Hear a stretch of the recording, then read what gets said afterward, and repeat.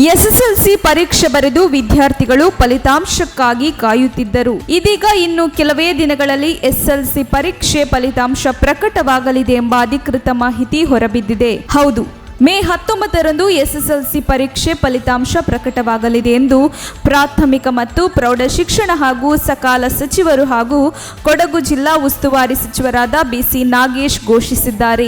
SSLC ಫಲಿತಾಂಶ ಮೇ 3ನೇ ವಾರದಲ್ಲಿ ಪ್ರಕಟಗೊಳ್ಳಲಿದೆ ಎಂದು ಹೇಳಲಾಗುತ್ತಿತ್ತು.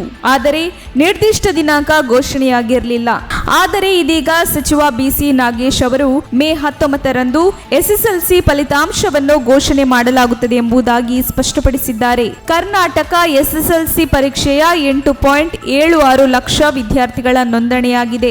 ಮಾರ್ಚ್ 28, 2022ರಿಂದ ಏಪ್ರಿಲ್ 11, 2022ರವರೆಗೆ ರಾಜ್ಯದ 3,440 ಕೇಂದ್ರಗಳಲ್ಲಿ ಪರೀಕ್ಷೆಗಳನ್ನು ಯಶಸ್ವಿಯಾಗಿ ನಡೆಸಲಾಯಿತು.